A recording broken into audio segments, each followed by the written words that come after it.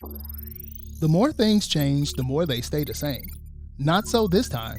What started as a spark is roaring into a flame of protests, boycotts, cancellations, and exposure.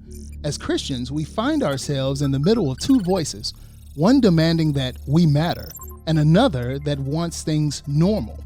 And there are casualties on both sides. On this episode of Go Creator Go, we bring back by popular demand Christian Black men who share their insight, knowledge, and opinions concerning the aftermath of America's current events. I'm Antoine Bean, and this is Go Creator Go. Let's do it.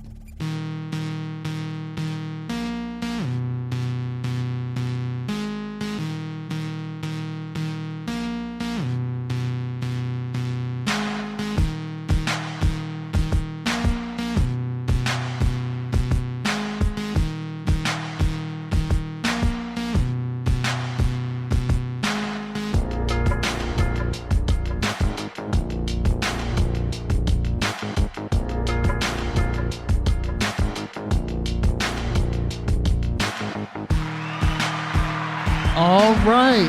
Hello, everybody. Hello. I pray that all of you guys are doing well. I pray that you guys are doing amazing. And happy 4th of July weekend to you guys and to everyone listening. The week of the 4th, that is. God bless you guys. I'm Antoine Bean. Welcome to Go Creator Go. This channel is dedicated to Christian creatives, and this is where we gather. And this episode is called Creating Change, Volume 2.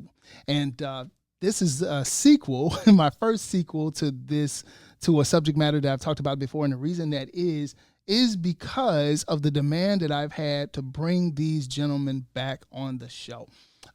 A couple of weeks ago, we did a thing called Creating Change, which I titled it Creating Change Volume 1, And it was about the aftermath of the George Floyd incident and how America literally started to feel the burn of racist history and the racist present. And things were starting to happen and gaining momentum. But is that momentum still going, though? Joining me now is to my left, the man, the myth, the legend, Dr. Armani Alexander, Morehouse man, teacher, educator, instructor, just amazing all-around guy. Bless him and welcome, sir. I'm glad to be back, man. Thank you for having me. Hey, it's so good that you're here, man. So good that you're here. Also joining me now is the human Bible. The man who knows scripture, literally. He has it tattooed on his back, this guy. I love him very much. Pastor Sam, how you doing, Mercy. I mean, tattooed on my back.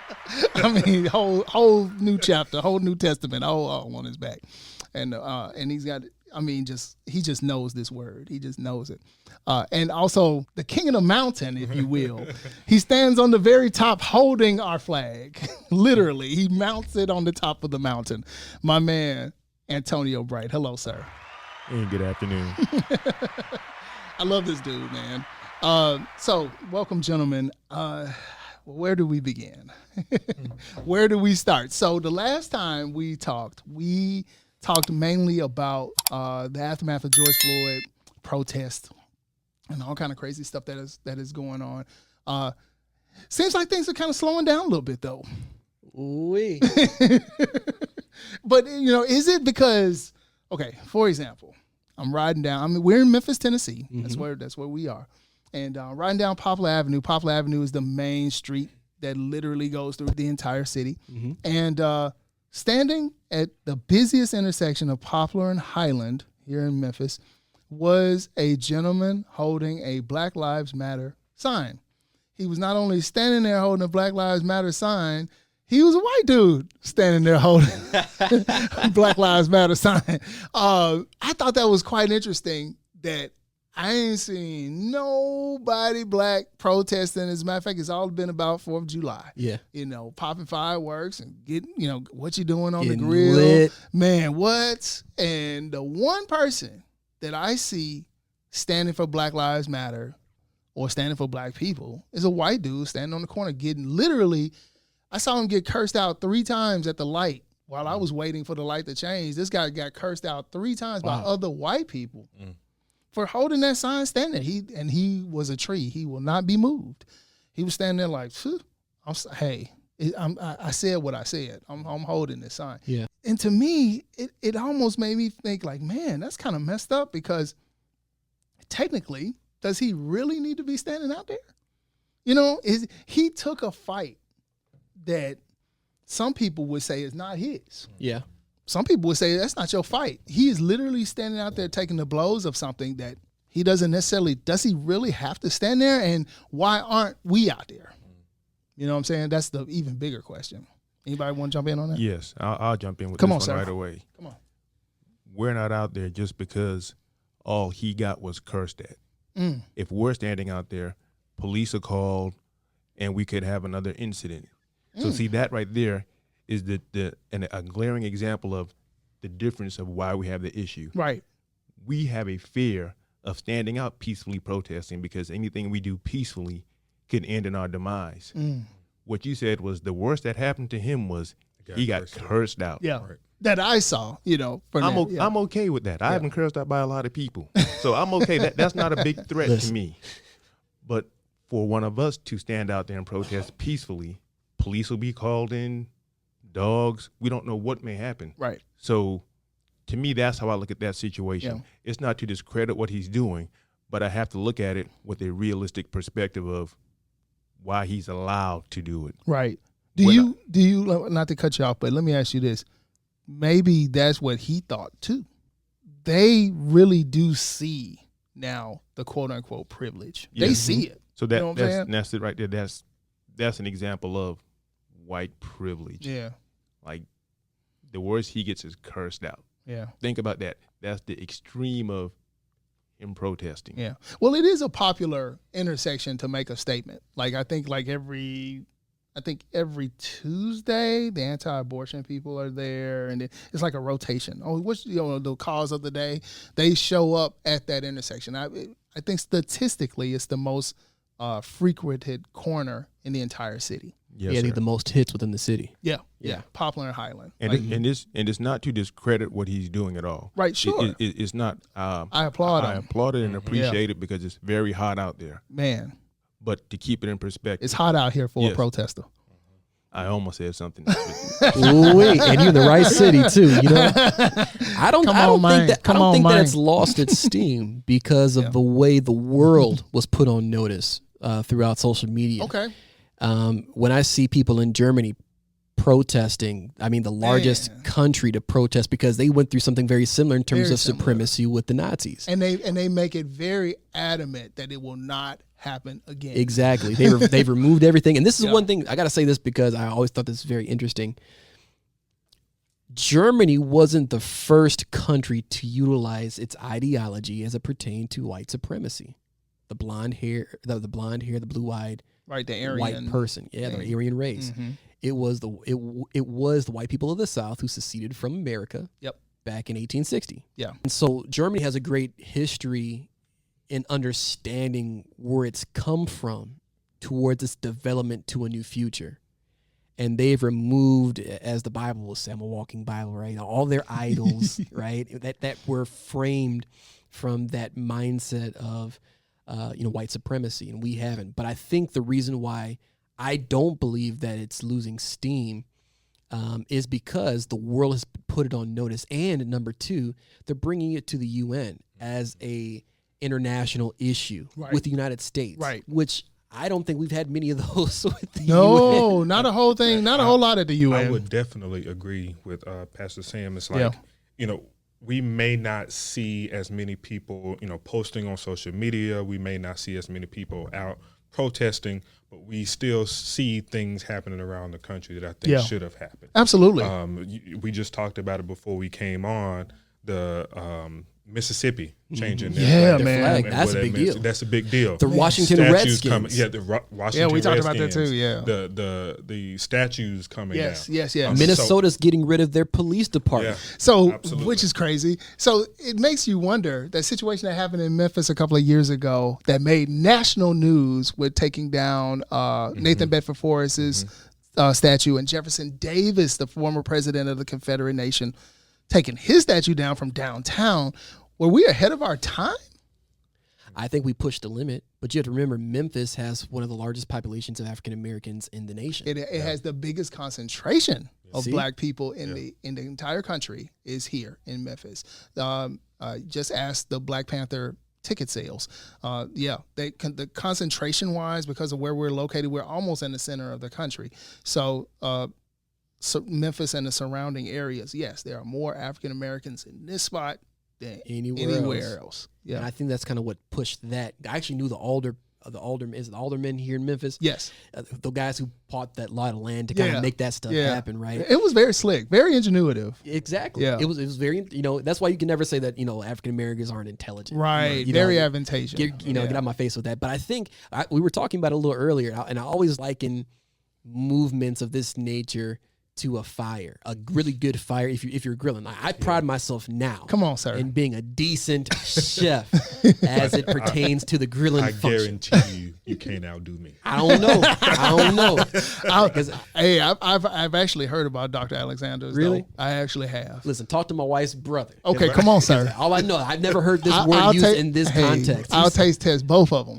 I'll eat them This both. man said my ribs slap. I don't know what ribs slap mean, but and I don't even like ribs. I don't even eat ribs. But I made them and they slap. That's all. Yeah. But Well, I liken it to an accelerant, right? So Okay. You get your coals, you get your grill. Yep. You start a fire, and if you don't use the right accelerant to ignite the flame of that fire, it's not going to last long. that is true. And I think with some of the movements in the past, in the 90s, since my lifetime, right, the 90s, early 2000s, our movements have been nothing more than the proverbial gas that's been passed from someone's bowels, right? It was disgusting.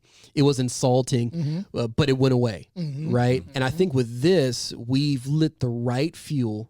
We put the right match in it. And now there's a lingering flame that's there. There's a lingering presence of something that's heating the nation, and it's pushing change. Most change doesn't happen in protest. Right. It ignites the fire that sparks the movement for laws to be passed to change the trajectory of what the country is going to be doing moving forward. And I wholeheartedly believe right now that we're in the prime time. Yes. No pun intended, right? We're in the prime time to see and are witnessing some of the greatest changes that we've ever seen before in our lifetime. Yeah, absolutely. And you couldn't have said it any better, because I really feel like, in my opinion, is that was phase one. Yep. Yeah. The protests were phase Still got one. miles to go. Yeah, we still got miles to go. But I'm seeing, shifting wise, this generation, this younger generation, man, they really are taking it by force. Yeah. They're starting to now shift more toward financial now. Yep. So they're saying, okay, we made our point in the street. Now let's start messing with this money. Now let's start attacking these businesses, coming with these, asking these corporations, what are you doing? Asking these organizations, how are you doing? And why are you not doing? You've got people now like, for example, the whole thing with, now you have all these companies now making these statements that they're standing by black people now. It's companies that you never would have imagined ever in the past, even speaking out on political issues, let alone racial ones. Hey, listen, and if they don't, they canceled. Right. Completely. I still haven't bought another cup of Starbucks in since they came out with that statement about the paraphernalia. Yeah. Canceled. So yeah, totally canceled. Totally canceled. Culture. Now, speaking of canceled, so I'm sure you guys have heard about our man Lecrae. And yeah, man. People are dying who've never died before. So I'm sorry. You funny, man. So have y'all seen the interview? Did y'all see it? Yes. Okay. So let's get y'all up to speed who haven't heard. So Passion Church out of Atlanta. Passion Church, Pastor Giglio, he has a show, he has an open forum, and it's him, Lecrae, and the owner of Chick-fil-A, his son, Mr. Caffey. They're sitting there in a little triangle, and Pastor Giglio turns to Lecrae, a black man, 6'6", 230 pounds, all healthy, strong black man, and looks him dead in the face and says, and I quote, that slavery was a blessing to white people in America. To which Lecrae turns, and first of all, he has a shocked look on his face. God bless him. He has a shocked look on his face like, did he just say? and so he goes, yeah.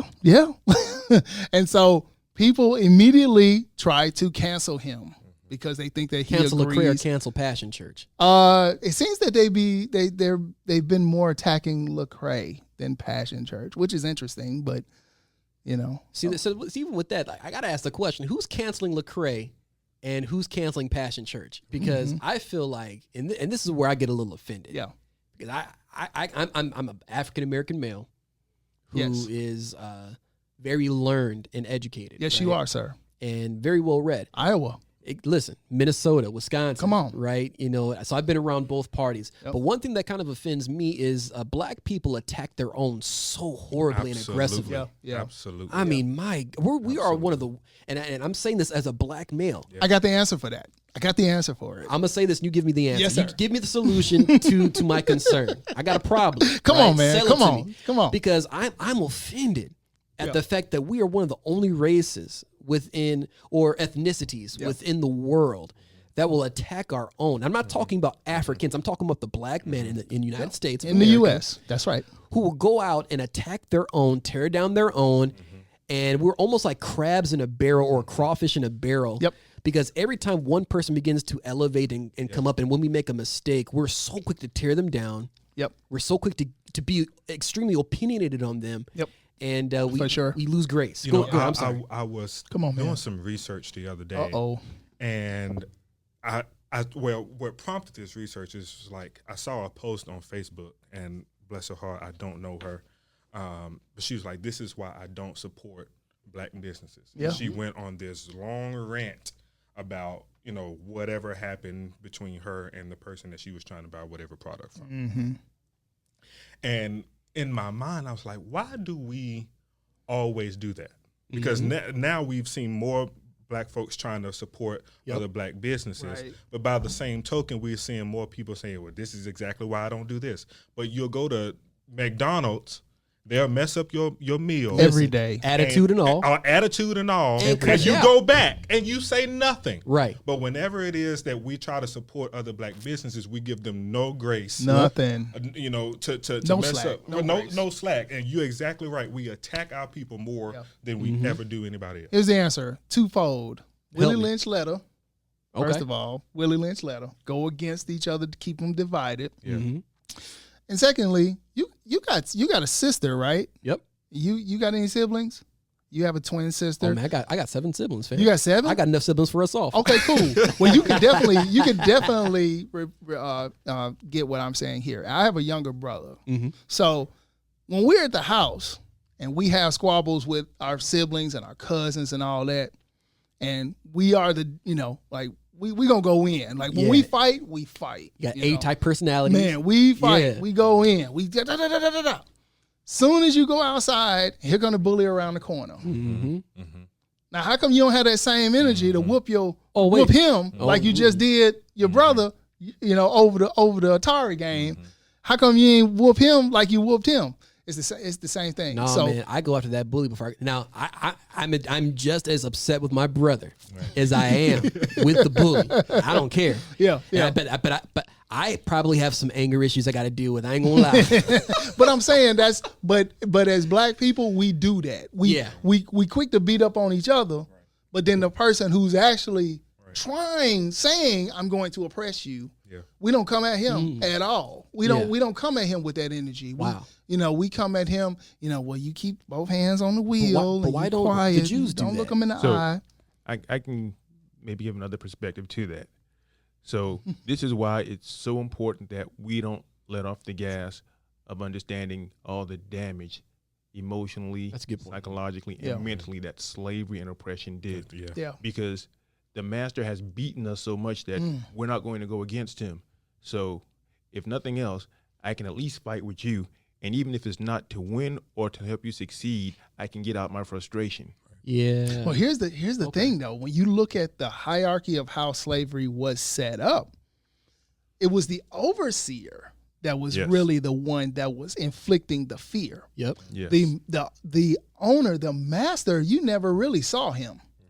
You never really saw him. It was your own kind. Yeah. Like the person that really owned all the slaves, Yes. you never even saw him. The guy that inflicted all of the division and the pain on you, that's the overseer. He was a notch, literally one situation over you anyway, financially, economically, the way he lived. The only difference was he was white and you were black. That was the only So it was a difference. psychology. It was a Yes. psychology. And that's why they always kept him on a horse. Right. So he seemed elevated Yes. to you. Good job, sir. So Well done. That was on- The Yeah. Samuel L. Jackson and it- Django. what it also does is it gives that misrepresentation of, okay, if all three of us are in here and Brother Sam goes and be successful, now the mental abuse that I've been under, I now think and look at Brother Sam as he's going to go from being in the field Right. to being the house. So I don't even want you to get up higher, because I know if you get up higher than me, you're going to help the master oppress and attack me. So that's what we have to keep very present, the concept and the reality of the house and field. Right. But understand the context of it. It's not really the way they're portraying it, Mm-hmm. but it's because we've been so It's a conditioned. lie. We've been so conditioned to where if he gets ahead, he's going to turn around and hurt me. So I have to hold him down. Right. But see, the only thing I have to counteract that is when slavery ended, we had some of the greatest level of black success within America. Oh, the Black Renaissance. Yeah, absolutely. Yeah. You know, you have Harlem developing. You have some lower movements like you Black have Wall Street. Black Wall Street. You have so Tulsa, Oklahoma. Mm-hmm. You have a portion of Arkansas that is very well economically. Right. And of course, you know, those the oppressors come in and they essentially try Yeah, to take Rosewood, over. Florida. Absolutely. Yeah.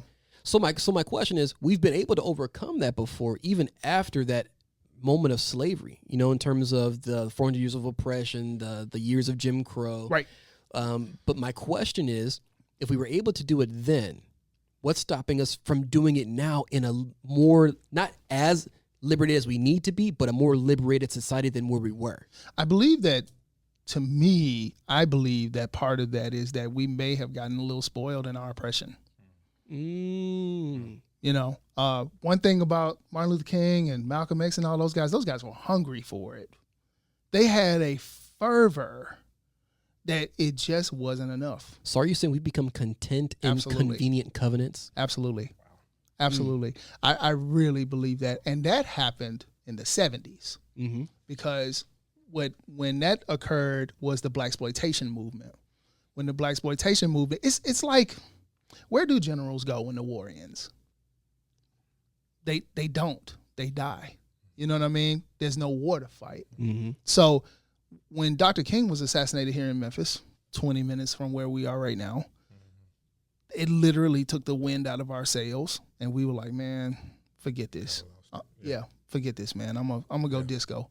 You know, I'm gonna go watch some Jim Kelly and call it a day. I'm gonna go hang out with Hugh. Yeah. I'm done. I'm done. You know, and I think that's what happened. You know, it's just like what me and Antonio talked about with, you know, not passing. There was no Joshua to Moses. There's nobody to say, hey, if this happened to me, I need you to do this. Mm-hmm. You know what I'm saying? No secession plan. Yeah, there's no plan. You know, there was no plan to move on. We just want to get free now. We want to get free now. We don't want to think about it. It's not, the future generation is great, but I want to get free now. Yes. You And to answer also what you were saying, Sam, is that's when drugs started being introduced. That's true. Yeah. So, Very like I said, heroin, Nixon and their yep, plan. And It's never that Contelopro. we stopped. Yeah. It's just we were always being contaminated from some unknown source to where things mysteriously popped up in black neighborhoods that were succeeding. Liquor stores, five and dime, check cashing places. Oh, yeah. All these, they just miraculously started don't get a appearing. bank account, just cash your checks.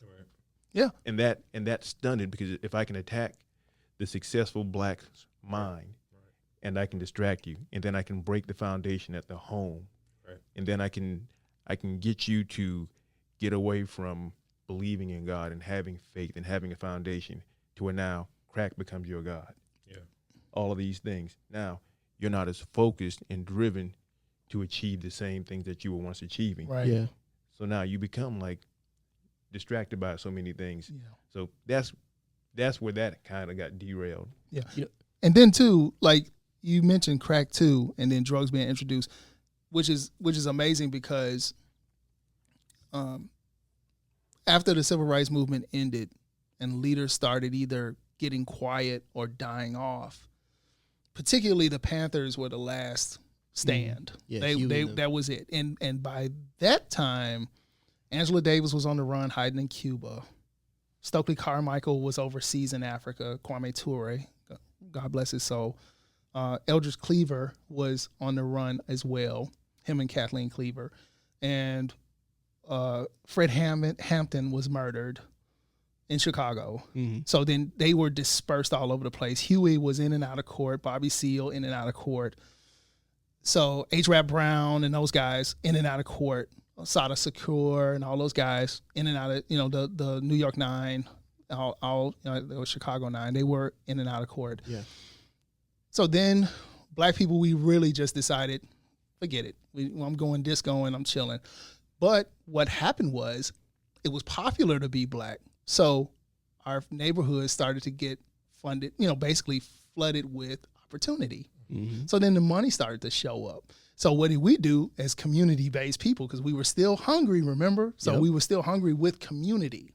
So what we did was we worked with white people. We worked in corporate America. We worked in these factory gigs Yeah. and doing these great gigs, right? And so they had a system set up where dad was working at a nice job. Mom was a teacher or a nurse, because that's pretty much all women did at that time. Exactly. And then they would take their money and flip it and put it into a personal business, like a neighborhood business, like a Sandry. That's a corner grocery store, by the way, for some of y'all who don't know. Sandry. So they had those. They had the washing laundromats and bakeries and cleaners and stuff like that. Well, in comes Ronald Reagan in the 80s. Yeah, Reaganomics, Yeah. the trickle-down after Larry theory. Hoover. Yeah, the trickle-down theory. Who, by the way, his vice president was H.W. Bush, Yep. who was head of the CIA Yep. at the time that Kennedy was assassinated. You do the math. Yep. So him and former President Gerald Ford, they were all in that together. Yep. Hoover and all them. Yeah, they were all in, and they were all part of CONTELAPRO going against the Black Panther Party. They went all against. Do your history. I'm not lying. Listen, it's true. So wait a sec. So just before you go on real quick, I want to just put in there. Remember what you said in the beginning. It was being black was the good thing or the hip thing to do. It was the hip thing, yeah.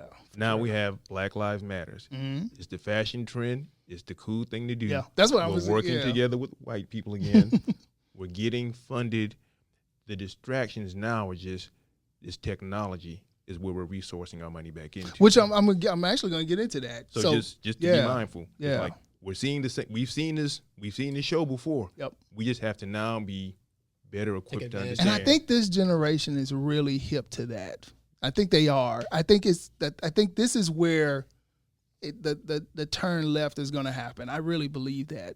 And there's a difference there because their perspective is way different than ours. Yes. You know how they see stuff, man. Is they see like, man, you full of crap. I see what you're doing. You know what I'm saying? Like they're not ashamed at all to tell you, like, you full of mess. Like I Yes. know that you don't have my best interest. And the thing is that even if they threaten that, they're like, I'm not gonna lose anything. Mm-hmm. What's the most you're gonna do? Not work with me? Not do business with me? I don't care. You know, I can build my own Listen, stuff. I'll build my own app and we'll call it a day. That's but this is where we're gonna come back to. That's right. So Lecrae. Yeah. So we said all that to say this. Yeah. I think the issue with Lecrae wasn't Lecrae. I think it was his position. Absolutely. And that's what I was getting to earlier. Oh, I'm Yeah. sorry. Yeah. I just think it was his position considering the people who he was in front of. Right. Yeah. Let's look at it like this, Yeah. right? You're the only black man Yeah. that's available to be postured in position in front of Passion Church pastor and Chick-fil-A owner. Well, not only that, Lecrae is, as T.I. would put it, he's a very humble man. Yeah. He's a very humble man, and he's a bigger man than a lot of people are. Absolutely. Because he is the kind of person that he could sit there and he'd be like, you know what, I'm gonna rest on God on this, because a lot of brothers would sit there. They would have been like, and a lot of people would have clapped back, and they would have Yeah. clapped themselves out of new opportunities Right. because of how they've handled poor situations. Right. And so I don't think that's why I asked at the beginning, who's the parties that are talking about Lecrae, right? And who's talking about the Passion Church pastor? And these are people that aren't invested in him anyway. Exactly. Yeah. Like, you don't even know him. You've never listened to a song. Yeah. You've never heard a CD. You don't know what it stands. Playlist. See? Yeah. Oh, I totally got respect for the man. see, The man is amazing. And say, I don't know him like that. I've heard of him, but I'm thinking about him thinking about his own well-being, Right. right? We just talked about Huey and the Black Panthers. We just talked Absolutely. about Dr. King. We just talked about Malcolm X. We talked about Absolutely. all the other generals. And this guy's in a position where he's like, man, I'm not saying that he compromised, but what I am saying is it's hard to process your thoughts in In a that productive moment way. Right.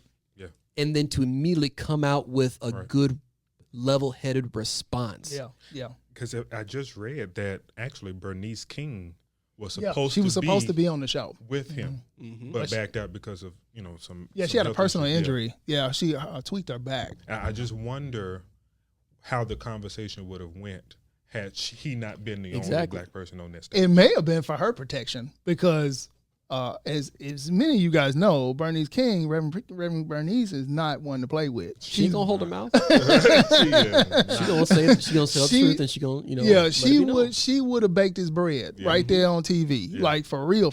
Like, so that may have been a blessing in disguise for her. But all I'm saying is every response doesn't. I don't need to come back and Right. rebuttal you. Right. Absolutely. You know what I mean? Because of a person's ignorance. And I think that's so wise that you said that, because that's the culture that we're in. Where everybody debates, but there are no Yeah. results. Yeah. Exactly. You can turn to Fox News and all they're doing is arguing Right. about nothing, and it's just going on and on and on, and at the end, it's really about who gets the last Let's word. consider this, Everybody man. has an opinion. Yeah, now. he's a Grammy Award winner. Yeah. He's sold platinum CDs. Millions of records. How? This is not his first rodeo. No, absolutely not. Now let me ask, what was the platinum CD you came out with? Right. You know, that's a rhetorical question. Yeah, I mean, but I'm being honest. Yeah, you know, it's true. How many rooms with multi-millionaires have you been in? Right. You know, see, I've been in rooms with people worth 300 plus millions of dollars who've owned it themselves. That's right. And my question is, I'm not trying to be that guy, but what I am saying is, as we're talking about Lecrae, you know, let's consider his position in this situation. That's right. And consider how he was probably feeling in that moment, because we don't know how you would have Oh, responded you or can how look. I would have responded. Hey, listen. When I heard that Pastor Giglio say that, the camera immediately cuts to Lecrae's face. Mm-hmm. So that's media, and that's exactly. It was planned out that Like- way for sure. So It was for sure. I mean, we got to keep that brother lifted. You know, I do straight have up. I do have a question, because it's funny. I wrote down and brought some scriptures in before I came. And Okay. it's funny we Shy. brought this up. And I had Galatians 3:28. Uh-oh. And at 3:28 through 29, where it says, "In Christ's family there can be no division into Jew and non-Jew, slave and free, male and female. Among us you are all equal. That is, we are all in a common relationship with Jesus Christ. Also, since you are Christ's family, then you are Abraham's famous descendant, Yes, sir. heirs according to the covenant promises." So now, Bible man. Man, where is the Hammond B3 when you need it? so not even knowing that we were going to speak about Lecrae, because I'm not going to let this moment be about denigrating him. No, Exactly. it's not. That's I what just I'm want to saying. be clear about that. No, It's that's what I'm not. saying. It's I love the not. This is brother. not. Like, But- it's not. But I'm going to put the fire on that pastor. Yeah, That's yeah, exactly. Yeah, Giglio was out of order. We were talking about Lecrae, but what about Passion Church? See, I Yeah, they need were to out of hold order. him accountable, because you're the leader of the sheep. And like you said in that interview, you're 57, Yeah. 58. 58 now. Mm-hmm. So if the Bible, like I said, not my opinion, not my perspective, not my dream or anything else, slave and free. So how do you say it was a blessing if it was something that wasn't from God. Come on. Now, were you making your own requirements? Right. And sometimes that's what we do. We'll do our own thing and then say it's God. You preaching? Yeah. So Yeah. This is true. That's like going to the Coach store, and I go and I steal a bag. Come on, And coach. say, "Oh, the Lord has blessed me He with this blessed bag." No, that's not of God. He didn't bless you with that. You went and stole that. Just like you came and stole people That's right. From another country. From another country. Put him in a trade. Put them in a trade. Changed the philosophy. And Come made on. money off and of made it. money off of it. And Now then, you calling it a and blessing. then flipped it over and over and over and passed it over to your kids, passed it over to your grandkids, bought land with it, land that you stole, by the way. Right. And then you just Exactly. Because we know good and well Columbus ain't find no Americas. and then took the same money and built a bank with it and created a financial institution with it and then created an entire work system out of it and funded the very organization that controls and runs your country and uses that and then turn around and tell the very people Come on here. to, hey, what's your problem? Why can't you do this yourself? Right.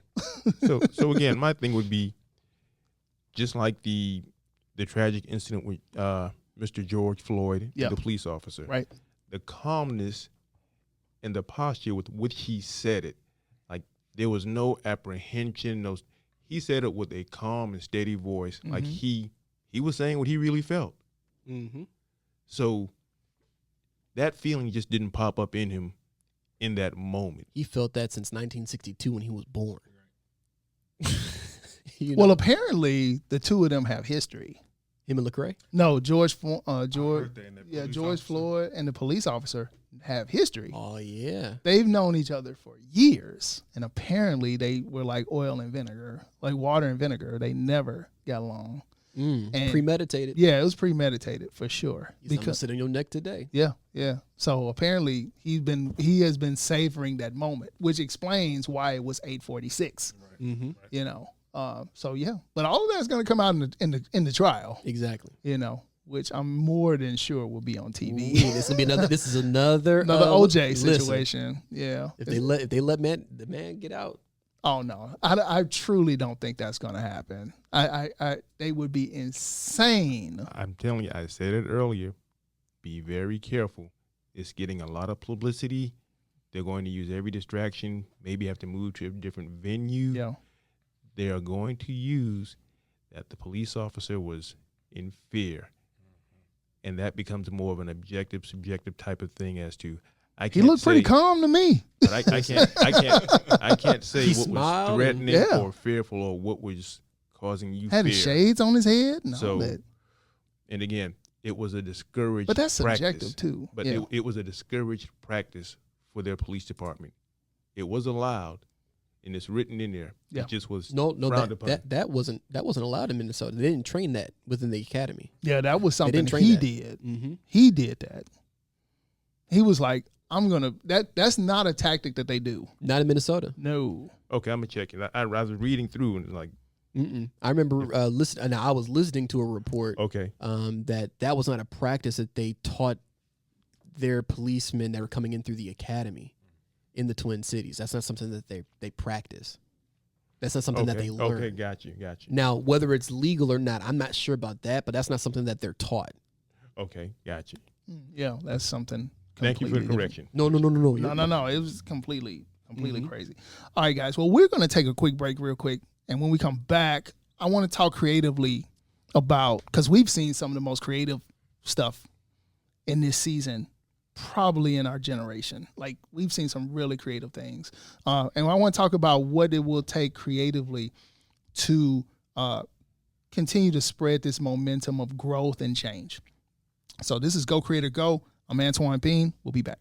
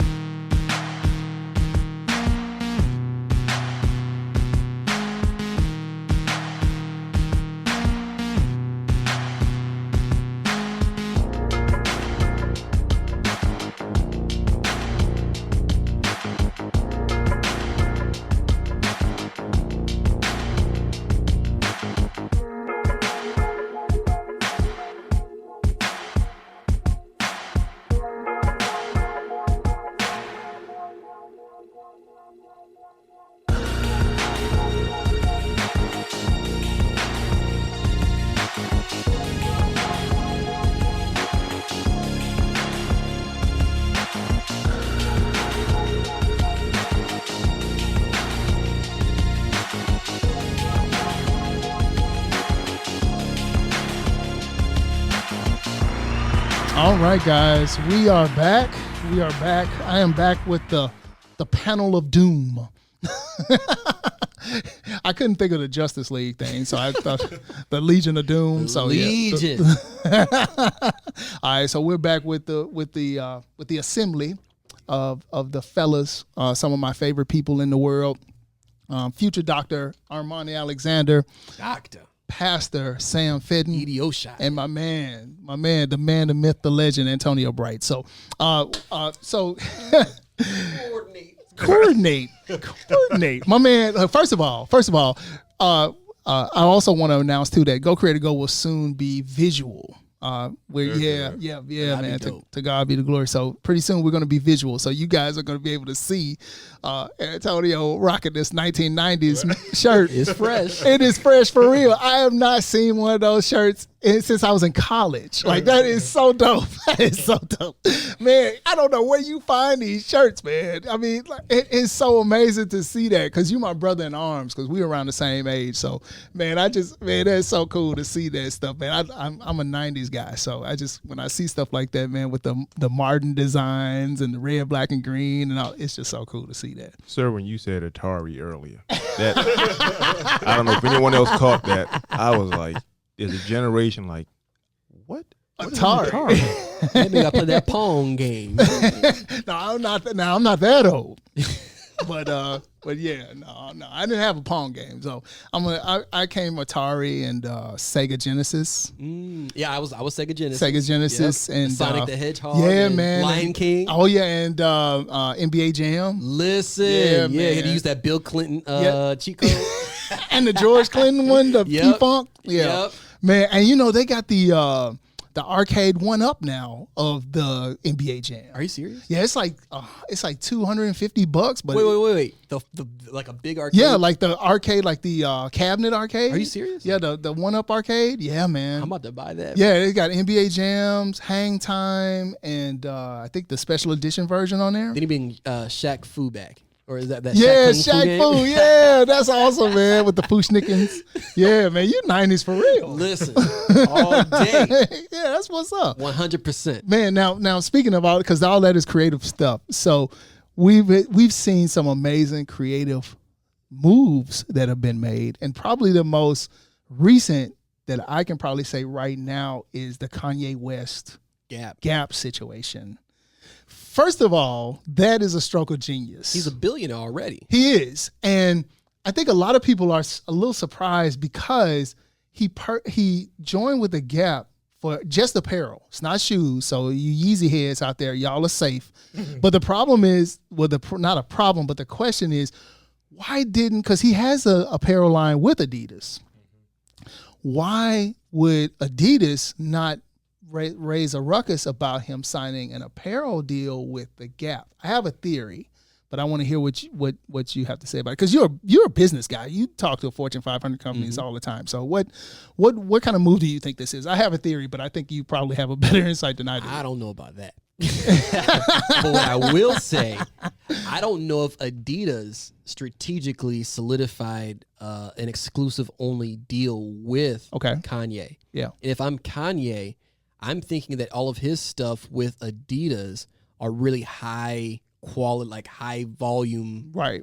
pricing wise worth of stuff, right? Because the Gap is, they're pretty. Oh, that's like $50 to $100 maybe. Maybe. I mean, a pair or of less. jeans. Yeah, a pair of jeans tops out at maybe $50-$60. So I think what Kanye is doing is he's reaching all segments of the market. He's reaching not just the very wealthy person with these Yeezys. Right. And I don't buy Yeezys, No. right? My wife does, but I I was don't know about how to much they say, cost. now, Sierra's got some. I've seen them. I've seen they dope. But I heard they're expensive. They are. They are extremely Right. ridiculous. So I think what he's trying to do is to make sure that he's not tarnishing his legacy to do a Jordan. I think what he's trying to do is be exclusive to all markets. Right. While still hitting various niches in those markets too. Yeah. Now, here's my theory. I think, because here's the thing about Gap, and I'm sure you would know this.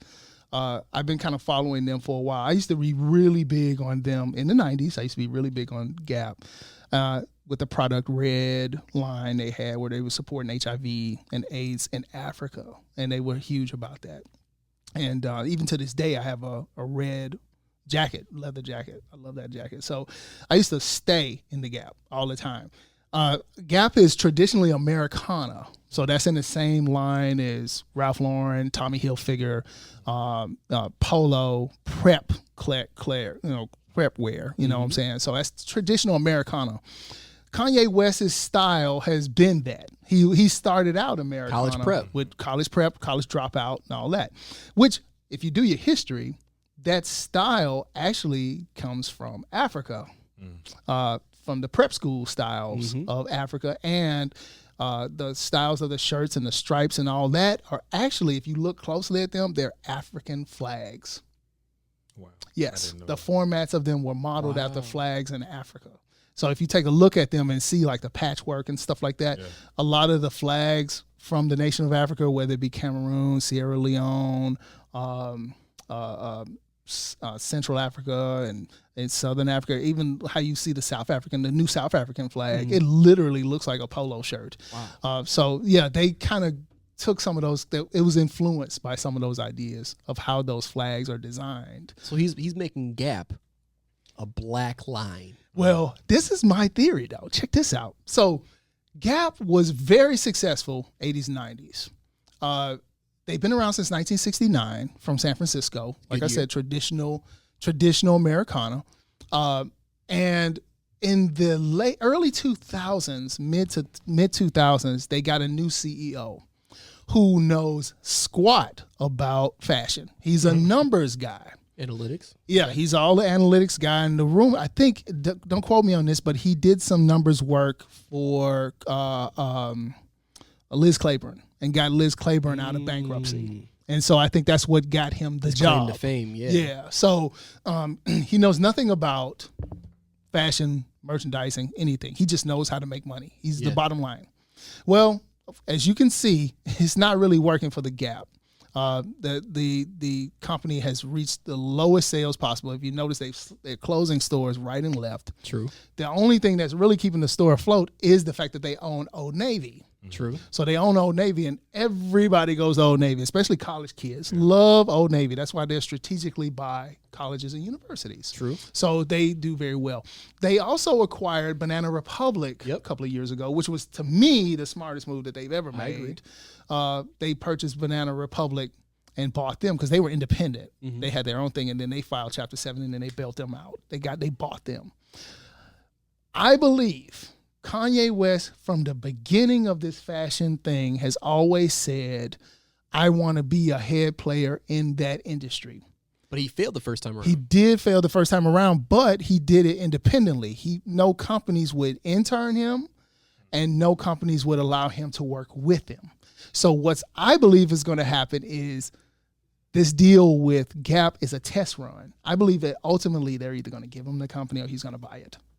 And if he buys the Gap, that makes him a major player, because the Gap is not a retailer to sneeze at. True. They're everywhere. They're everywhere, and they have a history. And they, like I said, it's an Americana line. They've been around since 69, and they were born out of revolution. They were born in 69 in the Height District in San Francisco. So that was the peak of the women's movement.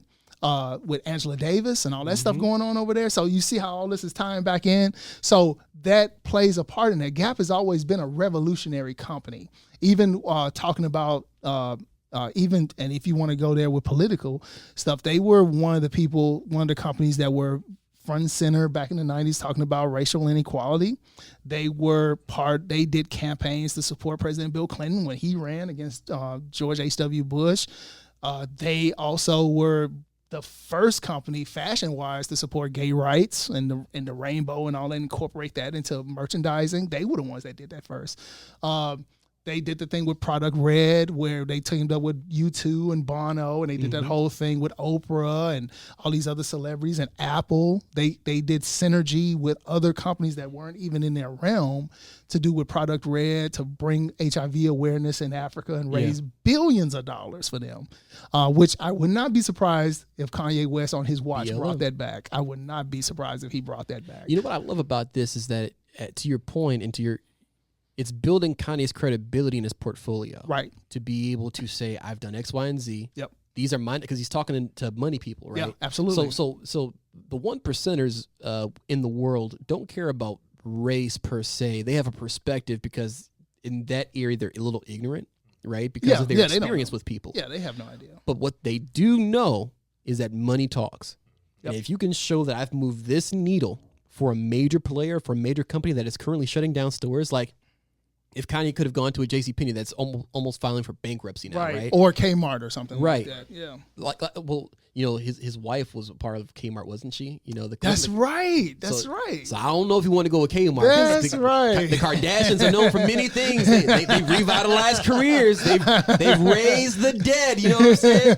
They couldn't raise Kmart. They couldn't raise Kmart. That is true. I forgot about that. Yeah. But well, you got to take an L somewhere. I mean, and to your credit, Kanye took an L initially in the fashion industry because people didn't like him. They did not. That's but true. his stuff are still trending now, right? Like I didn't like the holes in my shirts look, but people are still wearing that. You know? Do you think that is part of the reason, that part of the whole thing with him being a Christian now? You think so? You think that's part of that? I think Kanye right now is finding himself. Yeah. I think he was going through dramatic depression. Oh man. I think he lost his mind, and I think my wife even mentioned that even on the show, the Kardashians, Keeping with the Kardashians, that he was always looking lost, and even Kim was like, there's something wrong with him to an extent. But I think now he's turning the corner. I do like how he was trying to flip the script in regards to his relationship with Donald Trump, saying he wanted to get some of his friends out of jail, so he became a good friend of Trump's, right? You know, which it worked. I believe it to an extent. It now, worked. I think that he was, you know, I think it was all publicity just to be counterculture, because that's just true Kanye's nature, right? Yeah. He's always been the counterculture guy. He's always been against the grain. He's never been your traditional, you know, when you're thinking about cadence of life, keeping up the same cadence or anything like that. Right. So I think that now that he's being more level-headed, now that he's considering his children and his legacy, I think this is just setting him up for extreme success, and he's been very methodical in the way that he's approaching this. I liken him to Nebuchadnezzar biblically. I can see that. You know, Nebuchadnezzar was a king who literally had everything, and the Bible says that he lost his mind. The Bible says that he was standing over looking at his kingdom, and he said, you know, look at the kingdom to which I created. And even in the middle of the sentence, they said that the Bible says that he lost his mind immediately. Mm-hmm. He felt his mind leave him. Mm-hmm. You know, some interpretation says that he fell into insanity, I believe. Listen, I mean, he was on the floor going cuckoo for Cocoa Puffs. Yeah. And he went to the forest for 7 years, grew hair like feathers, grew his nails long like claws, and was eating the locusts and the bugs of the ground, almost and things like John. That. Yeah. That's something else. Mm-hmm. So when foreshadow. Foreshadow. So air horn. So when you think about that, you know, I always look into God is the same yesterday, today, and forever. I always look into that. I see the revolving door of life consistently in God's work in people, you know, and I think that happened when he said when he confessed God after 7 years, he came to himself, and he came back, and he became even more powerful than he was before. Do you think that is a reflection of what we're seeing? Are we seeing a Nebuchadnezzar testimony in Kanye West? I think all of us by nature have a Nebuchadnezzar testimony. And it wasn't just Nebuchadnezzar. You have people who are like your Josephs of the world. You have people who are like Moses. Yeah. You know, I like in the Bible always talks about everyone in life is going to go through some form of a wilderness, a desert, or a mountain-esque experience. Right. You know, David went through 2 different wildernesses and endured a desert. Right. Jesus Christ endured a mountain. Yeah. You're going to endure something in life. And I do think that Kanye endured that when his mother passed away, and then he started losing himself and losing his mind, and even his lyrics were kind of like, ooh. Oh, know, like, where is this coming from? You know? Even though some of that stuff was the most prolific stuff he's ever done. Absolutely. That 808. Man, that 808 was crazy. You know, did the entire album in auto-tune. And he's a genius. He is. This dude is a genius. So he's one of those guys that people would say he's so smart, he's crazy. Mm-hmm. Yeah. You know? Albert Einstein-esque and all that, you know. Yeah, for sure. His evolution was really great.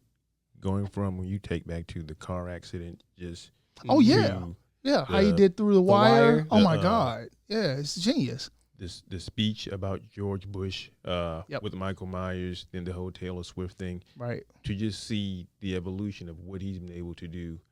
And I remember he was saying that he wants to be like Versace, Gucci. He wants to be that brand powerful. And I think that buying the Gap will do that. He's almost like Van Gogh. Yeah. Van Gogh was so brilliant. He was crazy. I mean, he chopped his own ear off, but his paintings were like, you know, Yeah. revolutionary during the Yeah. time. And I think that by him doing that, and I think they know that too. And I think that's the one. And I think Adidas is probably inside on it as well. You know, of saying, hey, listen, I'm going to purchase this. And so when I get it, then I can do as I wish with it and acquire that. I think he's going to keep its integrity, because it's a 10-year deal. It's a decade. So, but it's for renewal after 5.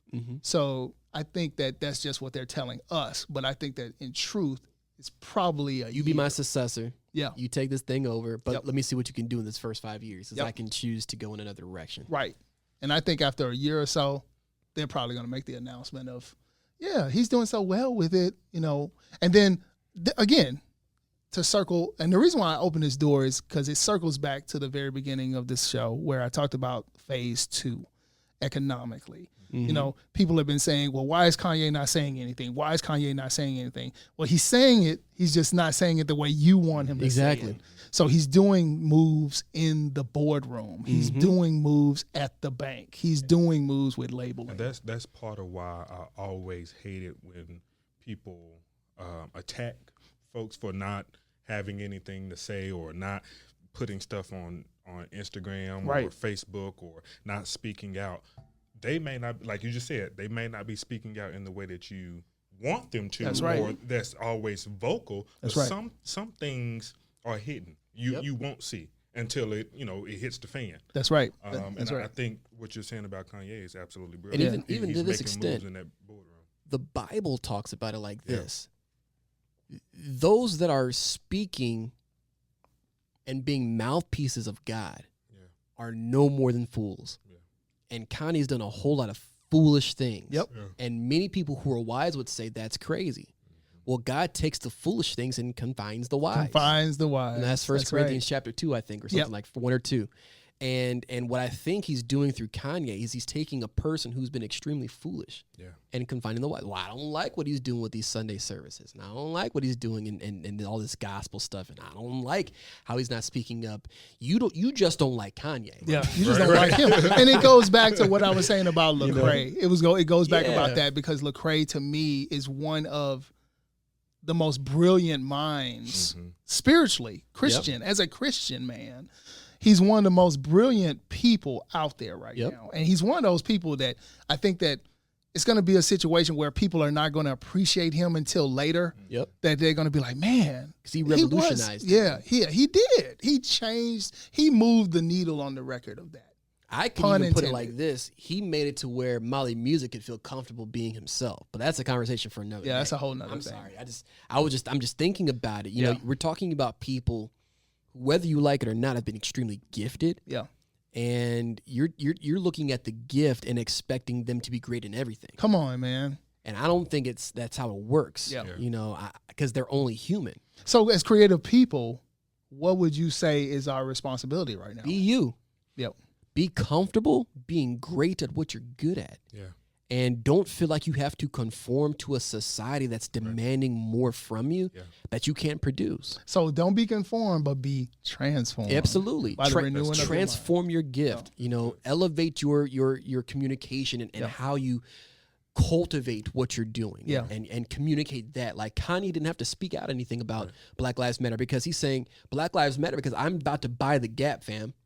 yeah. You know, now what are you doing? Because all I see you doing is talking on social media Yep. and posing as though you're doing something about the way our world is. And I'm transforming boardrooms by my actions because my actions are speaking a whole lot louder than your words. That's it. You That's know? good, man. That's good. That's good. What were you about to say, Antonio? You about to say something? Well, I was just going to say that another way we can help foster it is to not be so critical.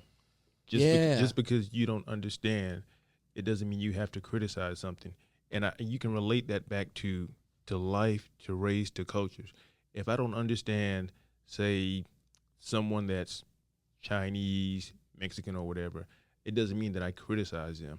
I should take more of an interest in trying to understand and see what their culture is. And with the creative, you want to let that person express themselves and learn more about them, because they may open something up in you. That's good, man. And another thing is, like you were saying earlier, I've learned in the military, just because you don't see someone fighting or yelling, that doesn't mean they're not moving on your behalf. Come on. There have been many nights where I've been in meetings after work, taking heat rounds, yelled at, chewed out, fussed at, fighting for soldiers that had no idea. Wow. And the next day, they're like, well, you didn't do this, or you let me down. And they had no clue that I may have just saved you from getting put out of the military or something else. Yeah. And you have to be humble and just understand that some people, they're not going to see it that way. Yeah. Yeah. What would you say is the most creative thing that you've seen since all this has happened? That's something that you're like, man, that is incredible. Like only from what we've experienced could turn out a creative situation like that creatively. Talking about the landscape of the United States. Yeah. Like, for example, the drawing the Black Lives Matter on the streets on Pennsylvania Avenue. I think changing the name of the street. Yeah. See, right in front of the White House. You see the perspective? Some people will look at the actual street, but you're looking at the actual change of the name. Yeah. So you're looking at it from a legislative I'm looking at it from what am I going to remember 10 years from now? That's it. Yeah. And what's going to stand 10 years from now is the street name. Yeah, man. Yeah, it's going to be that way. Just like, for example, the intersection in Bed-Stuy in New York where they shot Do the Right Thing is called Do the Right Thing Parkway. Like, that is the name of the street. Yeah. It's the only street named after a movie in the entire country. It's in the Guinness World Book of Records. That's powerful. In the world. It's the only street that's named after a film. Now BLM is going to be the only street named after a movement. Protesting movement. Yeah. We got Dr. King who was named that, but we're talking about a movement name. Yeah. That's transcended anything that we've seen thus far. It made history. Yeah. So it's in the annals of time until, unless something, heaven forbid, happens to Washington, D.C., that street will be there. Listen. That is amazing. That is amazing, guys. My last question, and I'm going to say this. What do you think it would take to prevent us from, as a country, from falling into this cycle again of, like Antonio said earlier, we've seen this before. We've been there before where people get mad. Ferguson, Brown, Trayvon, Breonna, Sandra. It just goes on and on and on. Even back in the 90s, Rodney King and Yusef Hawkins and things like that. So what would it take for America to not fall into this again? I think a great responsibility of that falls on educators. Yep. Absolutely. And as an educator, I accept full responsibility for that. I think, and I've preached this since I've started teaching, that we have to move beyond curriculum. We have to move beyond just teaching I teach children. I don't teach a curriculum. Come on, man. Right? Come on. And so when I step in front of that classroom, we have real conversations about what it means to be a Black person in America. Yeah. We have real conversations of what it means to be Latinx in America. We have real conversations about, Christopher Columbus. He wasn't what the history books say that he was, right? Right. So just having those real deep and meaningful conversations and teach them about their history, because you'll be surprised, a lot of our children don't know that. And I hate to, turn it into this, but education is what I do. Yeah. And so we really have to be intentional and be creative, particularly in this moment when we go back into the classroom in the fall, whether that is online or, in person, whatever the case is. Teachers have to be intentional with teaching. We've seen quite a bit unfold since March. Man, a lot has unpacked. And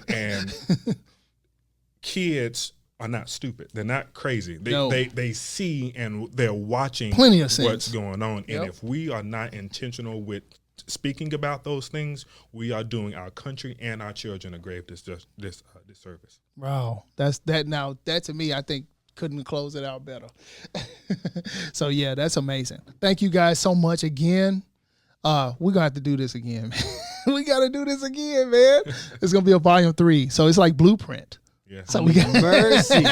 So we got all these volumes that go happen with Blueprint. So all right, cool, man. So thank you guys. I love you guys so much, and thank y'all. In conclusion, yes, it's summertime, but don't call Will Smith just yet. America is still in crisis. The topic of racism is just as hot as our Mid-South temperature, and Corona is still out there. But fear not, the tomb is still empty, and the church doors are still open, virtually. But more importantly, the heart of Christ is open to receive you. As believers, we must do our due diligence to ensure that we hold fast the race set out for us and endure like a good soldier on the battlefield of life. Whether it's through our creativity, our education, or even keeping our peace, our service, or our calling, we are mandated as believers to do our part in the earth for the Lord. And that starts, as Jesus himself said, by A, loving the Lord your God with all your heart and all your soul, and B, listen to this, loving your neighbor as yourself. Sounds easy? Take a look around and you'll find, for many, you included, that it's more difficult than you think. Remember, you have purpose as a creative person, and God wants to make use of it to not only be a blessing for you, but to help move his kingdom through you. I want to do something different as we end today. I want to invite you to have a personal relationship with Christ. If you are somebody that has been on the fence about building a relationship with him, if you are someone who wants to grow closer to God by listening to these podcasts, and notice that we talk about God a lot because we are Christian people, well, you're not alone. God is with you.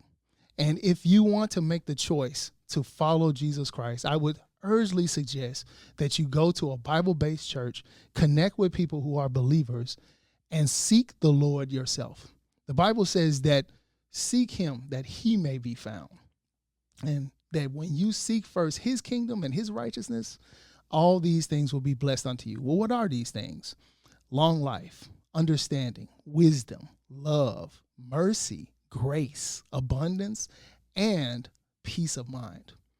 Seek Christ today and go, Creator, go. I'm Antoine Bean. Peace.